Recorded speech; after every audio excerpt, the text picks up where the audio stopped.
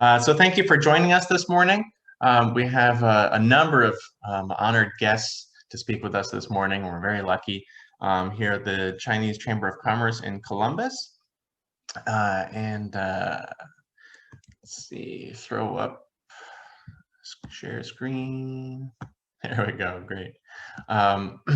So the Columbus Chinese Chamber of Commerce exists to connect people who are working in or with the Chinese-speaking world, and this is an excellent example of how that works. So here we have two guests here who are based here in Columbus, Ohio, who are doing cross-border trade, and we have another guest who is based in Taipei and Beijing, who is in venture capital. So this is an excellent example of how people in the Chinese-speaking community are working worldwide and helping out Central Ohio. So this morning we're very honored to have two guests giving introductory remarks, Dr. Yung-Chen Lu and Deb Scherer. And so first, Dr. Lu has dedicated himself to community service for many years. Dr. Lu founded the Asian American Community Service Council in June 1994, and he became its first elected president. His proposal to the council for an Asian festival was unanimously approved in July 1994. The Asian Festival was established in 1995 as a showcase of Asian cultures. The free event offers educational exhibits, visual and performing arts, health screenings, demonstrations, and Asian food. It is the largest Asian festival in the nation, with 15 ethnic groups participating and 100 to 150,000 attendees each year. Dr. Lu established the Asian Health Initiative, AHI, in 1997 with a free clinic to provide clinical services specifically for Central Ohio's Asian Americans, and especially for those with language barriers. When the Greater Columbus Chinese Chamber was founded in 2015, we were honored to have Dr. Lu as our first chairman, and he remains chairman emeritus. Dr. Lu is professor emeritus of the mathematics department at The Ohio State University. He joined OSU in 1970 and retired in July of 2002. Dr. Lu, would you please give us your welcome remarks? Thank you.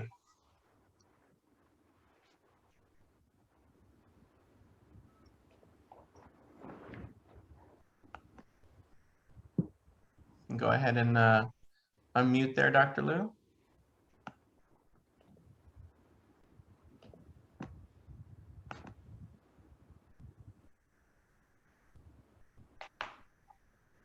All right, we'll get him in here in just a sec.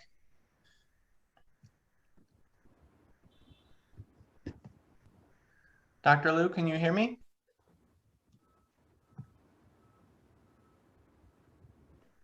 Yeah. Can you hear me now?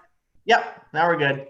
Okay. Thank you, Pat, inviting me to speak. And also people that accepted that Ethan, that I know Nelson and the Popphie quite well, Deb. And I'm so glad that this GCCC is working well.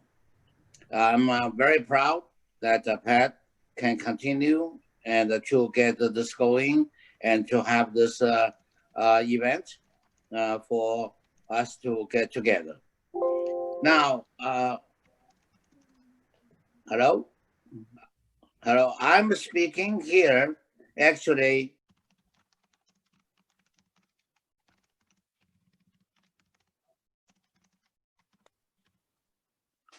As Pat said, that I'm chairman emeritus since 2005, and which this is the 15th year, and we are doing well. So the second fold is that my 27 years of service in the community, and that includes one of the things that I'm really proud of is the meal program.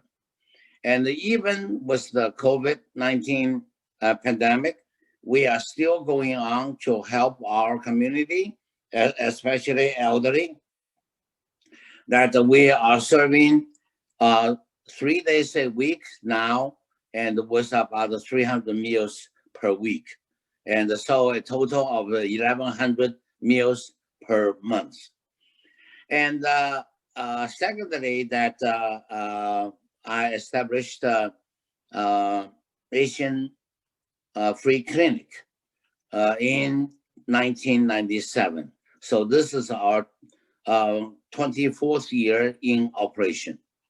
And that is indeed a very important element of my service, my community service in Central Ohio.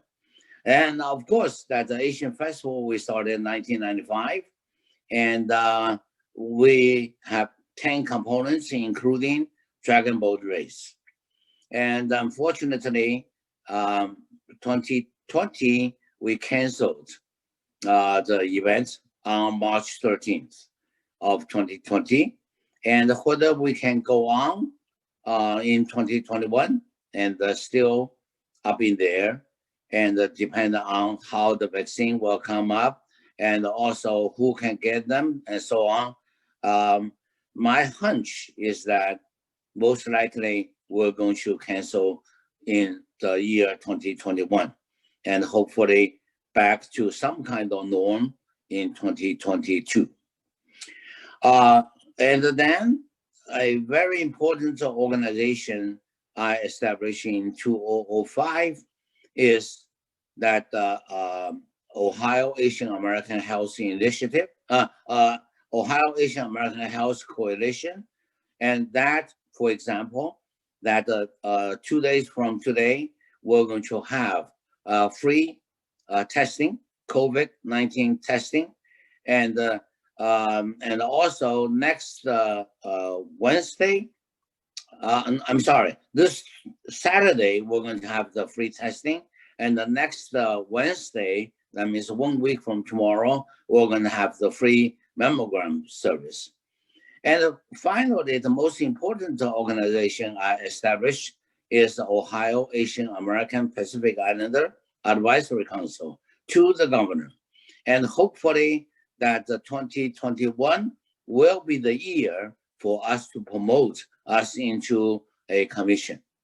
So thank you for letting me speak, and hopefully that we're going to have a good session, and we are very much appreciate of GCCCC and also Pat and Deb. Thank you. Thank you, Dr. Lu. We're very appreciative of your support, and I know that we're all hoping that we can see the Asian Festival in 2021, but also understand if the country is not in a position to have those huge crowds that you bring in every year, Dr. Lu. It's Yeah. a popular event. Thanks again, Dr. Lu. We're also honored to have Deb Scherer of One Columbus with us this morning.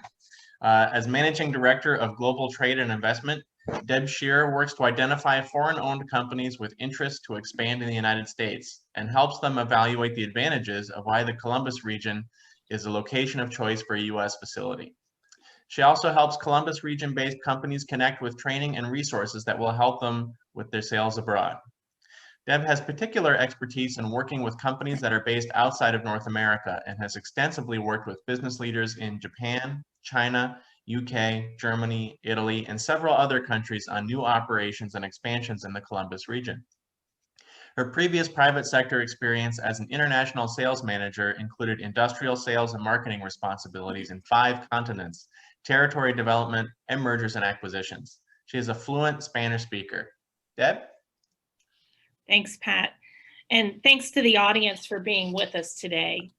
A special thanks also to Dr. Lu, Nelson, Popphie, and Ethan for sharing your insights with us today.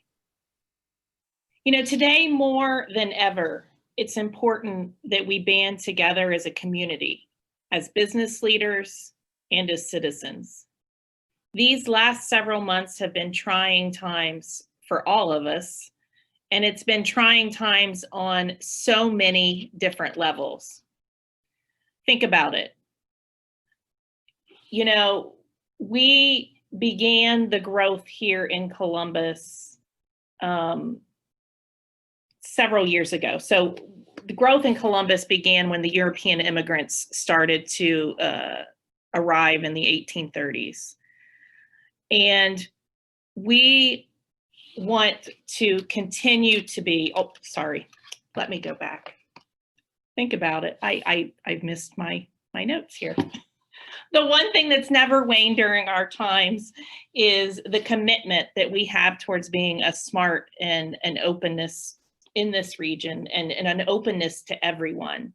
So we welcome all businesses here from all locations around the world, regardless of their nationality, regardless of their ethnic background.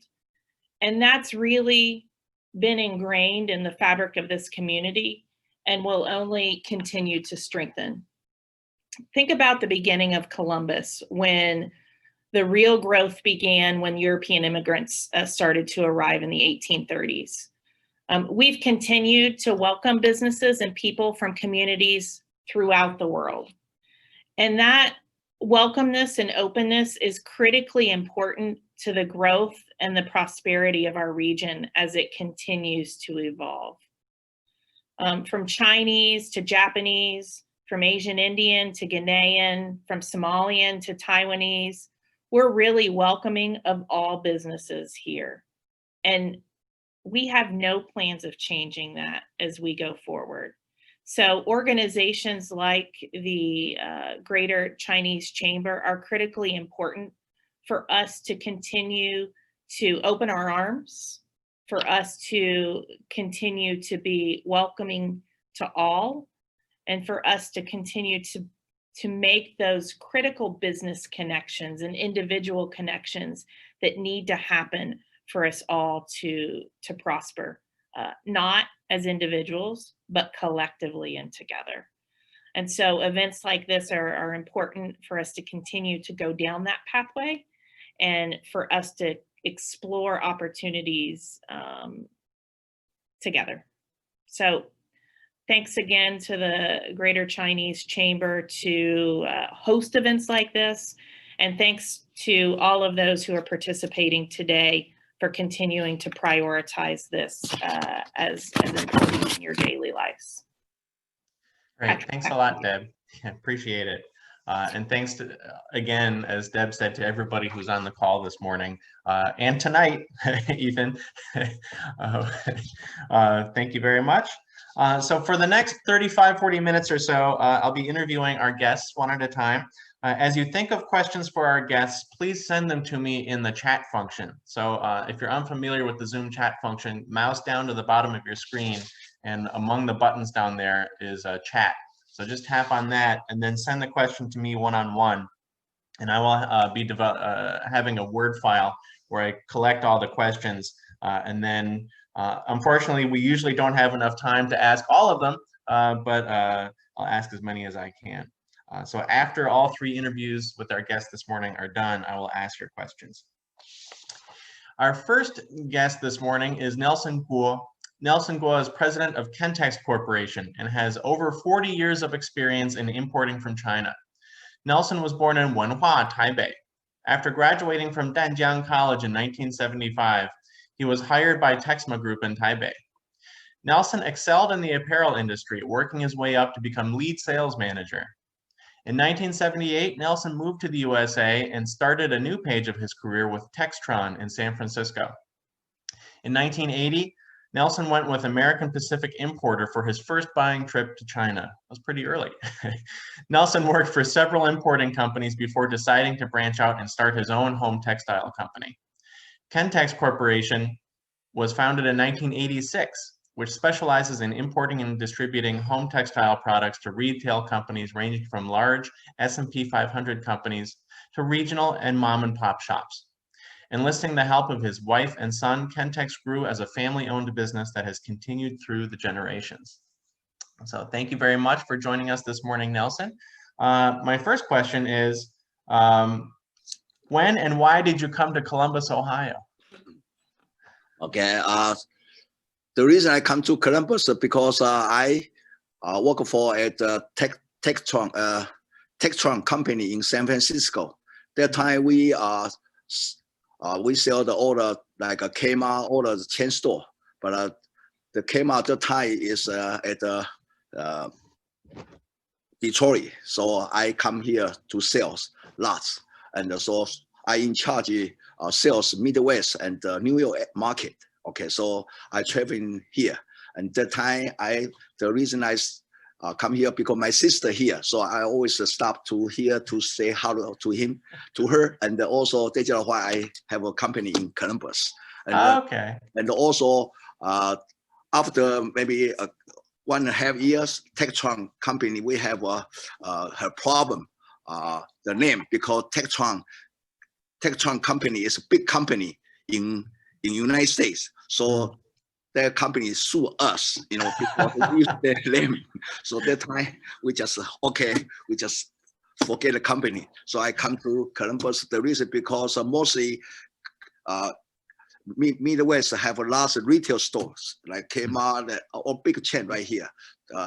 So I decided move to here because warehouse here is cheap, warehouse and handling is cheap, and so that I just come Columbus. Also, my sister here, he can help me, and we work together. Yeah, so help. Yeah.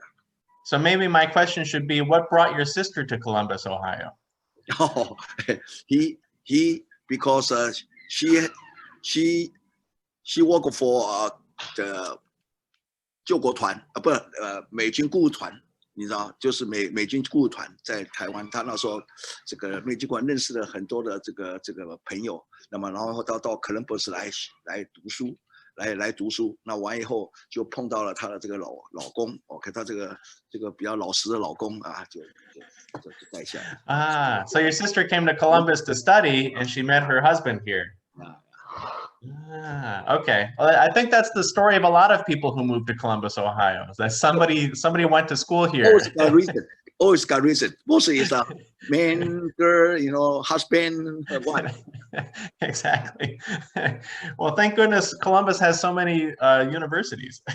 Yes, that's the key. Yeah, that's the key.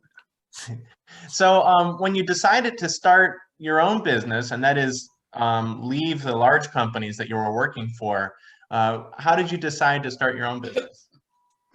The reason, the time when I do sales in Taiwan and also San Francisco, my end customer always retail store, always retail.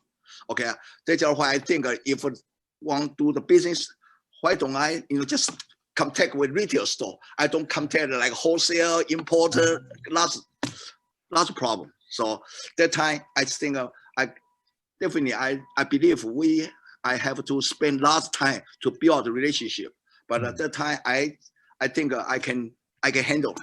So so I just contact all retail store, okay, and step by step, okay, and because they if we want to do the retail bigger chain store, they need a time and reputation and also trust. Yeah, that's more important. Yeah, that makes sense. Now I know that Kentex imports and exports many different products, and they change over time, right? So what sorts of things are you busy with right now? Mostly my business is OEM for the chain stores. OEM like big lots, like a Ross store and a BB, Best Buddy BR, and lots of always like Family Dollars, okay, store, and mostly outlet store, okay, outlet store, okay, which means lately we do the business with Alice, Ollies, Alice, outlet store, okay, okay, and definitely my mostly customer is outlet store and discount store. Okay, the reason because when I come to here to sell products, only can sell the discount store. no high end company will come, buy from me because they want name brand. I'm not name brand. Okay, right. So then build out the relationship, and lately, fortunately, right now outlet store business booming. It's booming. So I really do so many items for them, OEM for their stores. Yeah. Mostly right now I do the home textile, home center, home products. Yeah. And so I remember you in the past. I've seen that you sell in the U.S. suitcases, kitchen floor mats, right? All is Yep. all for homes. All for homes. Everything for the home. Yeah, homes. Luggage is home too. Yep, Luggage yep. is- And also lately we do very good business on the floorings, like a flooring, SPC, vinyl, laminate, yeah, those kind. Yeah. Welcome to here to see. Yeah. Great. And I understand that you're even expanding your warehouse here in Columbus. Is that right? Yeah, I'm going to expand because lately Columbus warehouse is booming. It's booming. Yeah, it's booming. So many big company build out million square feet, million square feet, lots of people coming. Yeah, so That's great. Columbus is booming. Yeah. Well, one of our other Chinese chamber members, the Columbus Regional Airport Authority, is very happy that the warehouse business is booming. Well, I'd like to ask a couple more questions before we move on to Popphie.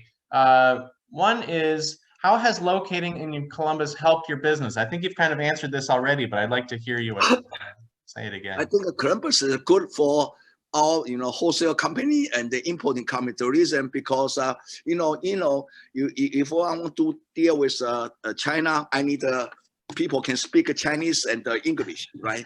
And Right. gotta be educated because our import products always gotta be legal. Okay, lots of paper, yeah, to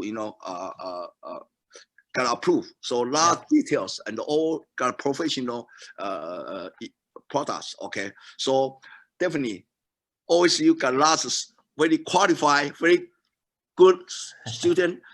When they graduate, they can help me do this kind of things. If for me, I cannot handle it. Too many, lately, too many regulation, too many. Yeah. So I'm lucky. Columbus got always use here, and also use student always come to here to graduate. They can work together and we help each other. And also my company lucky to always use only in 5 minutes. So it's easy. Yeah, you're wherever located there on Olentangy River Road.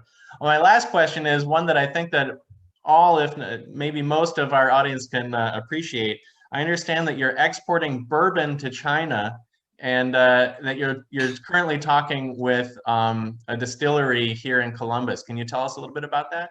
Yeah. The reason I do bourbon whiskey to China the time because like 2008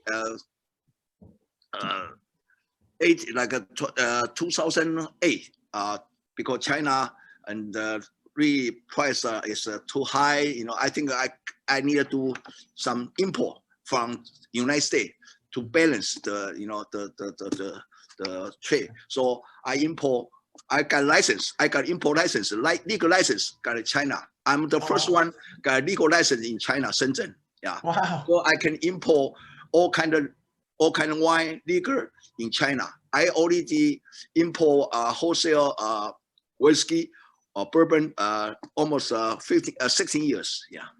Wow, thank you. I try to help Ohio and the Midwest product to China because lately China need a lot agricultural products. Yeah. Great. Well, thank you very much, Nelson. So please stick around after our next two interviews. I'm sure people will have some great questions for you. Thank you very much, Nelson. Thank you, Pat. Thank you. Thanks. All right. Our next guest is Popphie Lee. Popphie Lee, alongside her husband, Bourbon Lee, owns and operates Lauren Spencer LLC, a family-owned multinational fashion jewelry company. Originally from Kuala Lumpur, Malaysia, Popphie lived in various parts of the world, such as Taipei, London, and Chicago, before her journey brought her to Columbus with Bourbon Lee. Popphie joined her in-laws' second-generation family business shortly after graduating from university.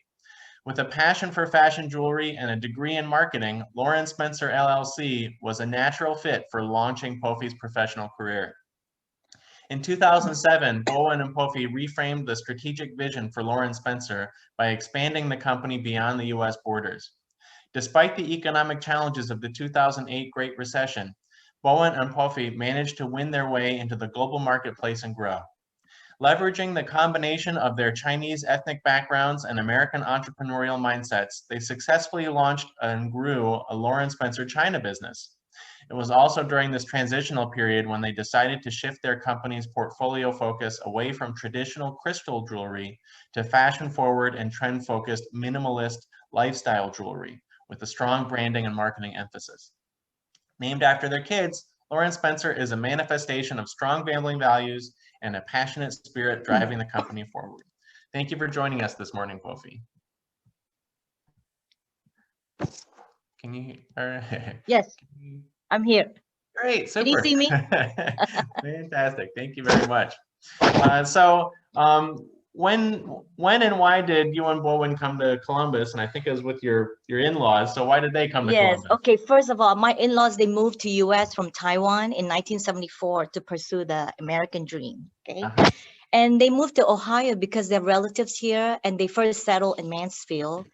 And Bowen and his sister went to Ohio State, and they kept nudging his parents to move to Columbus, so they did. I met Bowen in school back in 1987, and I took an internship with Bowen's parents' company in 1988 to 1989 before going back and complete my studies. Great, thank you. The family business has been going for some time now, but it sounds Yes. like it's gone through some changes. Yeah. Okay, I'll try to make the long story short. Bowen's parents, they started a large Chinese restaurant back in the 70s in Mansfield that seated about 120 people. Wow.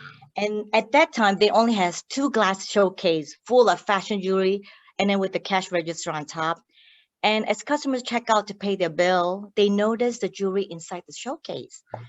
And they quickly noticed that the 36 square feet area in the restaurant would make up a large portion of the revenue. So they closed the business and they closed the restaurant and opened a retail store in the mall, selling like all kinds of t-shirts, jewelry, and accessories. And the mall is like a 500 square feet store, and which had a 100 square foot wholesale area room in the back. And that 100 square feet wholesale area would generate most of the sales. So they moved the office into strictly for wholesale back in the 80s. And at that time, the company was young and small. So me and Bowen, we joined the company, and that's how the company grew. That was in 1990. Great. How did being in Columbus help the business grow? Well, I think several factors helped grow the business since it was a family business. So me and Bowen, we really put our heart into it. And I think Bowen and I, we are Chinese, and we both came here at a very young age. We are able to use both our Chinese and American potentials. And before the economy crashed in 2008, business was very good and very easy. When my in-laws retired back in 2007, that's when Bowen was able to really push his potentials overdrive. He created a company in China to help support and complement our business in US. And the business in the US and China is like a nice and symbolic relationship. So having business support each other in US and China, this is a very key factor for growing our business. And the China relies business on the US in some degree, but our US office outsources most of our business to the China office. And the US office sell mostly to US. However, the China, we sell mostly to the entire world. Another thing that I think is a key factor is outsourcing has really helped grow our business. Also, rather than selling things individually, we found that selling a complete program boosted the sales, like selling a program or a story, selling sentiments, selling ideas and inspirations. And rather than selling just a piece of jewelry, also boosted sales. So selling women's fashion jewelry, we make it more gifty and make it more important to the end buyer. Each piece of jewelry, we can connect to the buyer with a story. Like, as you can see in the back, that's how we do our display unit like this. We sell a whole unit so customer can set it on the counter at the store. Yeah, with the story, yeah. And I know we've seen your guys' jewelry many times, and everybody loves it. So it's no surprise that you have good sales going on. Thank you. I'm going to change the order of the questions I was planning. My next question, I'd like to ask, what plans do you have for the business's future? Okay, first of all, like outsources most of our sales, like hiring more rep groups and creating more programs for our customers and we plan to create program like which would be harder for other factories to copy because we have our own line. Yep. So either the customer buy from us or they don't buy from anybody because we are like kind of Because you're unique, right? yes. Yeah. Great, great.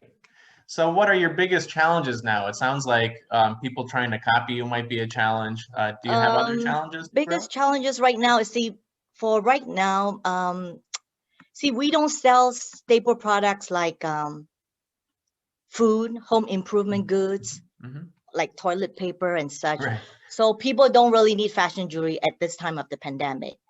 And the biggest challenge is like stores are not fully open, and most of the orders that we took in January and February for later delivery, those delivery was all canceled during the COVID. Oh, wow. So 2020 was supposed to be a big year for us, but it turns out to be a so-so year. So we'll just see how it goes, how it rides out. Yeah. Yeah. Oh, I didn't even think about that. You know, people aren't wearing Yeah. jewelry so much for their Zoom meetings, I suppose. No. But I noticed like few months before September, a lot of my customers are opening back up. So hopefully, you know, business will be getting a little bit better. Yeah. Yeah. And hopefully people will want to feel a little bit of normalcy with Christmas Yes, and Hanukkah definitely. time coming up, the holidays, and give gifts. So as people can go out, they wear costume, they still need like jewelry to accessorize with it. So hopefully. True, that's true. Yeah. Do you have any recommendations for what could make Columbus a better business environment for ethnic Chinese-owned businesses? You know, we are wholesale businesses. So to help out the Chinese community, I don't really see, I don't know how to pursue. However, for any large gatherings, you know, organization that need gifts away, we are happy to donate the prices, raffle prices to get involved in it. And we donate prices or even some contribution for money. Yeah. But there's another factor I need to bring out. My son Spencer, he lives in New York and he joined a club to help young kids. Great. And he's the big brother to a 10-year-old Chinese boy, and they FaceTime every Monday and chat about things. Oh, wow. So I think it will be very nice if Columbus have this kind of program, and it will help strengthen the Chinese community. Yeah. Great. Well, I'll follow up with you about that afterwards so I can learn more about it. Thank you very much. And thank you for Lauren Spencer's generous support of the Chinese Chamber of Commerce through the years. We really appreciate it. Thank you. You're welcome. Great. Thanks, Popphie. You're welcome. And please continue sending me your questions in the chat, everybody who's listening in this morning, and I'll ask them at the end. And our next guest is Ethan Huang. Ethan has practiced management consulting work with McKinsey & Company, Accenture, and provided service for Fortune 200 companies in the US and overseas. He has established specialties in industry trend analysis, corporate strategy, international venture structure and capital integration, as well as management execution and organization performance. Ethan was born in Taiwan and lived in the US for over 20 years before moving back to Asia. He has been able to bring unique cultural perspectives and effective management consulting skills in integrating international resources combined with US-China market trend for clients who are looking for global expansion opportunities, effective business strategy, and sound management practice. Ethan Huang currently is the managing partner of UPG Ventures, an LA-based law firm specializing in international commerce and investment. And he also serves as the president of Loud Global Impact, the international arm of Columbus-based Loud Capital. He is also the executive director of a nonprofit organization, the International Industry Exchange Association, IIEA, and is dedicated to creating a global platform integrating resource of industry expertise, venture, technology, capital, and services for greater common benefits of its members. Thank you for joining us this morning, Nelson. All right, and I think, Nelson, are you unmuted? Not Nelson, Ethan. Thanks again, Nelson, but Ethan, you're unmuted. Great. That's okay. Thank you, Ned. Super, thank you very much. So I know that you're in Taipei right now, but originally what brought you to Columbus, Ohio when you came here? Well, actually, I guess starting with my my work over there may be a little bit easier to be understood. Most of the audience here may be more familiar with my entrepreneur work in Columbus before 2016. there was Zencha Tea Salon. We use tea as a medium to connect the commonality and diversity of people and culture from around the world. And prior to the entrepreneur endeavor, I worked for some of the leading management consulting firms in the United States that gave me the extensive experience working with Fortune 500 companies as clients. And so right now, I actually lead the international division of Lao Capital, which is, by the way, founded in Columbus. Now they have multiple offices over the United States. And we connect US tech venture resource and vibrant market and investment opportunities in China.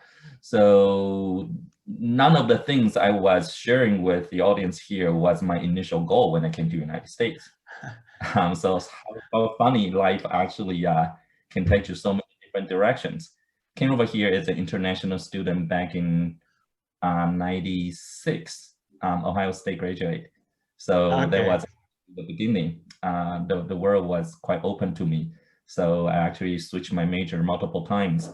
And now looking back, I think everything that I have learned has somehow built me to be doing what I'm doing right now. Great. So another person who came to Columbus because of the universities here. Right. So you're based in Taipei, but you're working a lot in mainland China as well. Is that right? Right. Mostly Shenzhen and Beijing, but more Beijing in recent years. Okay. So since you're going back and forth between Shenzhen, Beijing, and Taipei, how does the Chinese-speaking world fit into Lao Capital strategy? That's a very good question. I think that has actually multiple layers, but long story short, we all know Columbus traditionally holds a very important strategic position in the Midwest. And with the leading industry sectors such as logistics, business service, technology, and manufacturing, etc. But when it comes to the VC investment world, there has been a major shift in the past few years for those of you who watch for VC industries. The major shift of both placing the more investment focus in the Midwest startups and a repeating pattern of strong coastal VC firms coming from California, for example, involving in those transactions. And so Columbus is a very important city together with others such as Chicago following that trend. And Lao Capital foresaw the upcoming trend to not just following this trend, but also leading the trend. So when I was actually engaging them, we decided the focus of the Lao Capital will be both expanding its domestic position and the connection to the overseas market in order to gain the unique strengths and resource. So right now, Lao Global Impact, which is the international division of Lao, is a direct result of that. As far as for the vibrancy of China market, I don't think I need to say more. Deb and Job Ohio can certainly validate that with many examples. But if you're talking about how the VC world connects to Columbus in the Midwest region and how it relates to China, I think this is the story. China has a lot of flow of asset, but when it comes to the VC mindset, just like many things, they are trying to establish at the international level. They are still catching up and trying to learn the best, how to run the best game. And as everybody know, when it comes to the VC practices, United States is the top. So that is the connection right there. Great. Something you just said reminded me, made me think of another question. Each person that I converse with, that I chat with, who has recently been in China or is in Asia, they continue to talk about the amazing growth in China, and they've in mainland China, the economy is bouncing back from the pandemic, and of course the central government has a lot to do with that, but it is bouncing back, and there are a lot of opportunities in East Asia for business collaboration. And I think in the news here, these days we're only reading about certain parts of Asia as competitor or a challenge or an enemy. What sort of opportunities do you see still existing in any environment for Central Ohio businesses to work with China and Taiwan? Well, that's also an outstanding question. Certainly, my view may not fully represent the political competition and the chaos we're witnessing right now, but I can actually share what I believe. First of all, regardless of the political viewpoint, it is important to recognize that the demands from both countries, such as demand for globalization from China and also the demand for expanding market for business from the United States, actually have a very natural attraction to each other, right? So and that easily can be explained by following the principles of economics. So in my opinion, the business transaction between the two biggest countries in the world, that will continue regardless how they look at each other. Second of all, opportunities are always, in my opinion, hidden in the crisis. So when most companies have concern to do business with China nowadays, we are actually speeding up, completing our necessary foundation and structure for becoming a very effective bridge. As the US government perhaps is going to shut down more business channels between the two countries, the value of our work becomes more important due to the decrease of other available options. And finally, our strategy is to focus more on the multiple industries in order to spread the market or political risk. For example, when it comes to managing investment portfolios, we do not just focus in the, for example, the tech ventures, always looking for the next unicorn. We don't do that. We actually focus on multiple industries such as biomedical, new materials, artificial intelligence, consumer market goods, and age-specific. Age-specific, I mean the elder caring and also early childhood education. So we certainly have tech venture as our backbone, but when it comes to the time that become very sensitive right now, some of the industry will never go out of style. As I mentioned, the early childhood education, these are still very friendly choices in terms of initiating engagement with investment activities in China. Great. So I said, pick your battle carefully. Yeah, really. So it's good to hear that Loud Capital is also diversifying its basket. And we have a lot of friends in mainland China who are real estate developers who made their money in real estate and then want to put their money into early childhood development, into healthcare, other aspects of education. So it's great to see that Loud Capital positioning itself to take advantage of that and not kind of putting all its eggs in the politically sensitive technology basket. Do you have any advice for folks in Central Ohio when they're looking at working with a company in China and comparing private industry versus state-owned enterprises? Yeah, well, that's a tough one. Without being there, it's very hard to just learn the differences by book. I would say from my experience, even if I'm able to speak the language and understand the culture to a degree, I think the hardest part and maybe the most valuable thing I can share is learn how to manage and balance expectation from early on. It really, when it comes to expectation, usually I mean two things. First of all, system, i.e. how things are getting done in different places, right? Mm-hmm. And second is the mentality, how people interpret cultural barriers differently. And so our investment work usually have a primary focus dealing with not just the private sector, but mostly with the SOEs, state-owned enterprises. So differences on when it comes to the system, differences on the market sector focus, industry regulations, capital investment process, all the way to how to handle SOEs and government function, how they impact the decision-making process. These are I would say these are some of the things better to be figured out early on.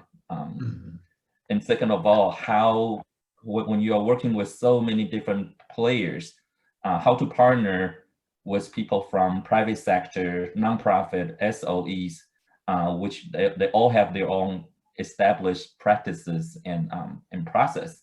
So how to get them together to engage in one single project? Very often it requires a lot of before thinking, understanding what each party wants and what they are used to, and focus on building the common ground among the differences. Because that's very often the reason how things did not work out. It's not because the supply and demand, it's not because of a lack of resource, it's lack of the understanding of each other's system and mentality of working. Got it. Thank you very much. Ethan, at this point, I'd like to open up questions to all three of our panelists. Thanks again, Ethan, for joining us tonight on your time. And actually, the first question, and this is for all three, and I just want to remind everybody that at 9:30, after question time is over, or before then, if we're done with the questions, we'll start doing online virtual networking. And I'll be putting people into small groups so that you can chat with each other and meet each other. But we'll do that immediately after Q&A period. So Nelson, Popphie, and Ethan, all three of you are working connecting mainland China and Central Ohio and taking advantage of both of their respective advantages. I'm also curious what sorts of opportunities exist between the rest of the Chinese-speaking world and Central Ohio, so Taiwan, Malaysia, and in your guys' experience. And you can, Nelson, Popphie, and Ethan, please go ahead and unmute yourselves.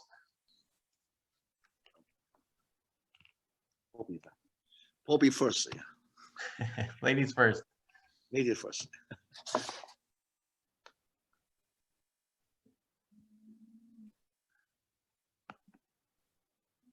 Popphie, I think you're still muted. Yep.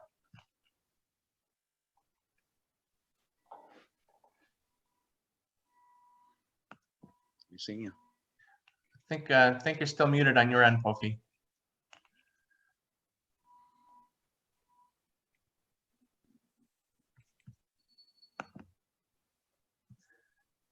Let's see.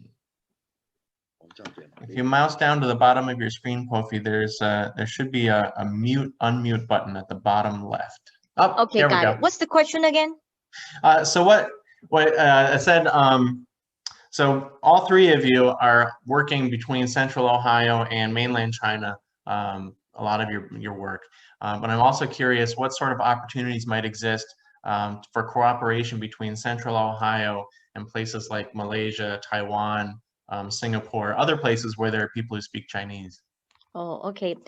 See, for us, we do mostly wholesale and we are fashion jewelry. Mm-hmm. So it's not it's not to the general public for everybody. Okay. So we mainly we try to sell to like a wholesale, like chain stores, department stores. And then we are wholesale. So all the end users, they have to buy the product from the retail stores. And importing from China makes it very, for budget-wise, is good for us because, to set up factories here in China and US, that's impossible because of the labor costs, it's so high. So having China is good for us. And by the way, I want to let you know something. Bowen he went to China 14 days ago. And he's out of jail. Yes, he's still being quarantined, and tomorrow is the last day. So he's finally get to go back to China because our factory there, he left China in January 18, so he hasn't been back there at all. Wow. And yeah, so he's a little bit, so business is still going on right now. We sell mainly to the whole, to everywhere, not only US. Our biggest market is US, and we sell to Europe and Japan and places like that. But we don't sell to Malaysia, Singapore, not so much, yeah. So maybe in the future. Hopefully, yeah. Yeah, so glad to hear that he's getting out of quarantine soon. I hear that's very much like jail, and sometimes the Wi-Fi is not so good either. Yes. Great, thank you. How about Nelson? Lately, Malaysia, Taiwan, China is very important to United States because coffee products like medical growth, medical products, special original for the glove. Okay, the material you have to buy from Malaysia and Vietnam, and also made in China. We bought lots, glove like what is rich? Anyway, PVC glove for medical, and so ton of. I think in the future we'll get more and more.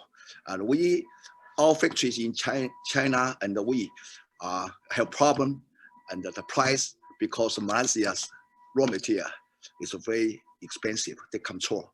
So I would like they can work together, so can less the quality, less the price, and also we can work together to maintain the market. We can ship anything as a schedule. Right now, shipping schedule, they always delay, and because whole world need this kind of products. So I would like they can work together. So right now, Malaysia, Taiwan, China is the right time to work together with Thai and USA. Yeah. Great. Thank you very much, Nelson. And Ethan, what sort of opportunities do you see in the Chinese-speaking world for Central Ohio?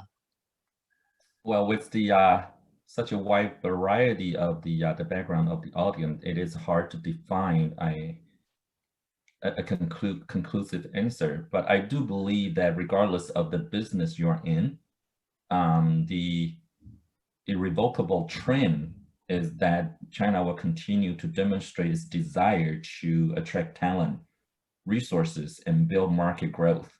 So since you had mentioned about Chinese-speaking countries, I was actually thinking about riding on this trend and continue to think about how to utilize the opportunity while China is still continuing to grow and expand its relationship with other countries. Be a part of it. Okay, I understand it's actually quite the opposite view with the political focus right now, how we are trying to bend this and try to cut off this tie. But in reality, if you are whether you're a small business owner or whether you are actually doing international business, it's important to recognize the momentum of this 800-pound gorilla and somehow figure how to align in that direction and to save you effort and also the experience of making a mistake. So I think the alignment, watching for where the China market is going, and try to align your own business practice together with that. There are so many ways to do it. It doesn't have to be in a very conflicting manner, but somehow right on the momentum, they will actually save you a lot of effort and time. Thank you for sharing a dose of reality with all of us. Is that we can't ignore countries with over 1 billion people, whether it's China or India or wherever, but that's a lot of consumers. Yeah. Thank you. Other questions from the audience? And I'll throw out another question while you guys think of questions. We just have a couple minutes left in our Q&A period, but if you have a question, send it to me. My next question, while we wait for people to think about their questions, is how has the travel restrictions affected each of your businesses? I know Popphie just said that Bourbon is getting out of quarantine in a day, so 2 weeks in a hotel is rough. Crazy. How else? And you've also mentioned that, of course, the pandemic, people not going out has affected the jewelry industry, but the difficulty of international or even domestic travel. I know you go to Las Vegas all the time for the trade fairs there. How has that affected your business? Well, because right now we have different rep groups, some in like the whole United States, East Coast, West Coast, North, Central.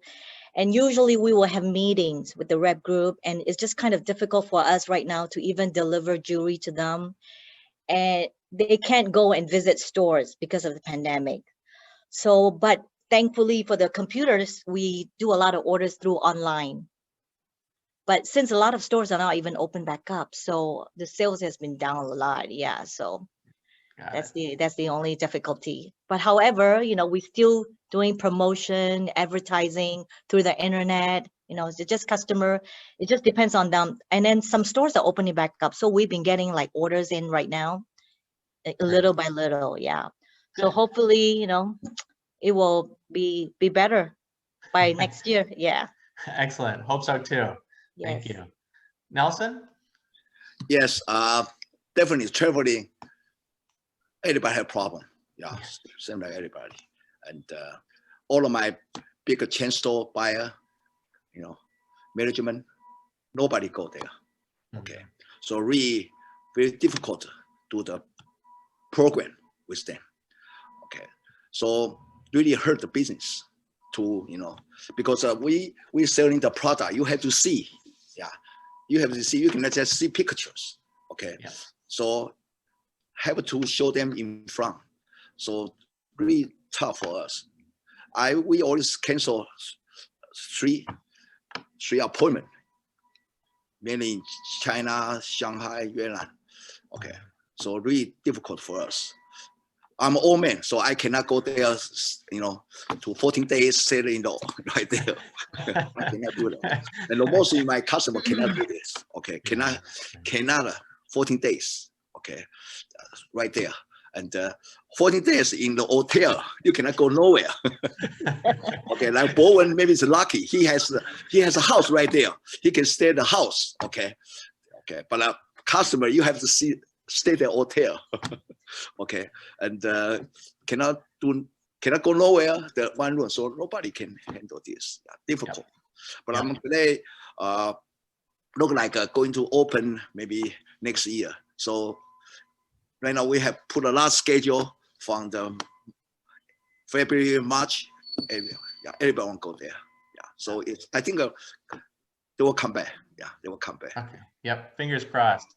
Now, Ethan got out before the shutdown, so being in Taiwan and being able to, so yeah. So Ethan, can you go back and forth between Taiwan and the mainland without quarantining? The same restriction applies. So 14-day lockdown in a hotel. I don't really envy that type of process, and it certainly has created minimally a lot of inconveniences because, you know, we're used to, when it comes to investment or actually market collaboration, face meeting is very important for building relationship, just like in sales, right? So I can totally understand what Nelson is talking about. However, jobs still need to get done, right? It is not an option that when you don't meet and things just get postponed forever. So we've been trying very creatively how to actually pick and choose different work. But a certain big major milestone will still require physical presence, and that is also hard for me. For example, I was supposed to be over there last month to actually sign up a major contract, but it has been delayed because it's going to require me to be there putting 14 days. So, and also they also delayed our plan of setting up the Beijing headquarters, which was supposed to be done in September as well. That has been some real impact in terms of a progress. But I think eventually people get used to it because, like I said, it is not an either or. You still have to actually keep the objective of getting the work done. So I understand it's difficult for everybody. So kudos to everyone who has been struggling and try to make things happen. Thanks, Ethan. So this is the end of the formal portion of our event this morning. We did get one more question that I'm going to use to ask everybody to discuss in your virtual breakout rooms. And it's actually related to an event that we're planning for summer of next year.